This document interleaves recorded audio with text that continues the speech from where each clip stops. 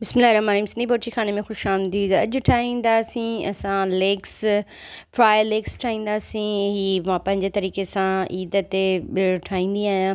त पहिरियां उन चिकन खणंदासीं, जेतिरियूं तव्हांखे लेग्स खपनि। उन खां पोइ उन्हनि खे कट हणी छॾींदासीं जीअं मसालो उन्हनि जो अंदरि ताईं पइजी वञे। उन खां पोइ हिकिड़ी शॉपर बाउल में शॉपर रखंदासीं। उन में तव्हां अधु गिलास पाणीअ जो ऐं अधु गिलास तव्हां सुरके जो खणंदो। ये 1 गिलास पानी और 1 गिलास हाफ़ गिलास जो है ना सुरके का। ये हमने तिक्का मसाला लिया हुआ है। ये आपने जैसे 4 चम्मच, जितना आपकी लेग्स हों उतनी आप ले सकते हो। जी 4 चमचा सां यो तिक्के मसाले जो विधो आहे। इन में जीअं सुरको आहे, उन में हिकिड़ो ॻाढ़ो हूंदो आहे, मिक्सचर हूंदो आहे, जंहिं उहो विझंदासीं। लूणु विझंदासीं, थूम अदरक जो पेस्ट विझंदासीं। थोरी टमाटो केचप बि तव्हां विझी सघोसि था। जेतिरो तव्हांखे स्पाइसी खपे उन जे हिसाब सां विझिजो। जेकर अञा तव्हांखे हिन में कलर बि खपे त तव्हां फूड कलर जेको ॻाढ़े कलर जो हूंदो आहे उहो बि विझी सघोसि था। मां हिन में 2 खां 3 चमचा टमाटो केचप जा विधा आहिनि, जेका मूं पाण ई घर में ठाही हुई। छो की टमाटा अॼुकल्ह सस्ता आहिनि, तव्हां टमाटो केचप ठाहे ऐं रखी सघो था। उन खां पोइ जेतिरो तव्हांखे स्पाइसी खपे, मूं हिन में 1 चमचो ॻाढ़नि मिर्च जो विधो आहे। तव्हांखे इन खां मथे खपे त तव्हां इन खां मथे बि विझी सघोसि था। छो जो मुंहिंजे घर में ज़ारा ॿार बि आहिनि त उहे एतिरो ई स्पाइसी खाईंदा आहिनि। उन खां पोइ ही जीअं लेग्स खे मूं कट हयो आहे, ईअं कट वारा हिननि में मां अंदरि कुझु कोन विझंदसि। बसि ही जीअं आहिनि तीअं लेग्स हिन में मां विझी छॾींदसि। उन खां पोइ ओवरनाइट तव्हां हिननि खे या घटि में घटि 4 खां 5 कलाक तव्हां हिननि खे बंदि करे फ्रिज में फ्रीज़र में रखी सघोसि था।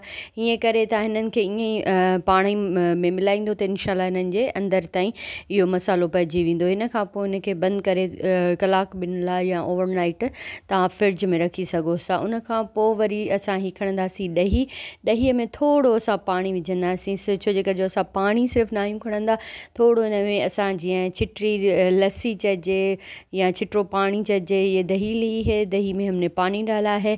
उसके बाद जैसे बहुत पतला लस्सी जैसा हमने इसको बना दिया है। उसके बाद ये हमने आटा लिया है, जो मैदा आटा होता है वो है। उसमें हमने नमक, काली मिर्च और चिकन पाउडर, ये गरम मसाला लिया है। ये सारे मसाले मिक्स करके उस आटे में डालेंगे। ये सब मसाला तव्हां आटे में विझिजो। उन खां पोइ मिक्स कजोसि। उन खां पोइ हे जेका असां लेग्स सॼी राति मतिलबु फ्रिज में रखियूं आहिनि, इहे खणंदासीं। पहिरियां हिननि मसालनि खे असां सिधो कंदासीं। उन खां पोइ लेग्स खणी हिननि खे हल्को छंडे करे उन ॾहीअ जे मिक्सचर में असां पहिरियां मिक्स कंदासीं न। उन खां पोइ वरी हिन अटे में तव्हां ईअं मिक्स कजो ॼण तव्हां जीअं अटो ॻोहियो था न, जीअं हिन जे मथां पूरे तरीक़े सां मसालो जीअं रची वञे न, पूरे तरीक़े से मसाला इसमें आटे वाला जो है ना ऊपर लग जाए। जैसे जब हम इसको फ्राई करें तो ये बहुत सारा क्रिस्पी क्रिस्पी क्रिस्पी महसूस हो। जीअं असां KFC ते या इन्हनि ते असां चिकन खाईंदा आहियूं, मूंखे न आहे ख़बर त उहे कहिड़े तेल में था पचाइनि, सुठे में या ख़राबु। हिते त तव्हां पाण पंहिंजे अखियुनि सां ॾिसंदो, पाण पंहिंजे हथनि सां पचाईंदो। अगरि तव्हांखां पुॼे त तव्हां इहे ज़रूरु पंहिंजे घर में ट्राए कजो। तमामु सुठियूं थींदियूं आहिनि।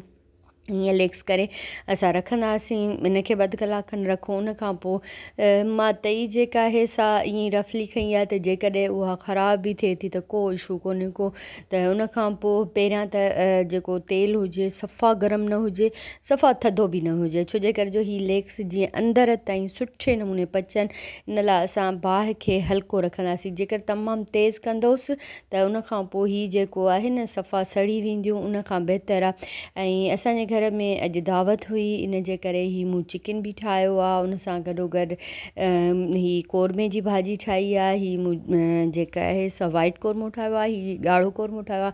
उन खां पोइ ही लेग्स पीस जेके आहिनि से तरे ऐं मूं रखंदी वई आहियां साइड ते।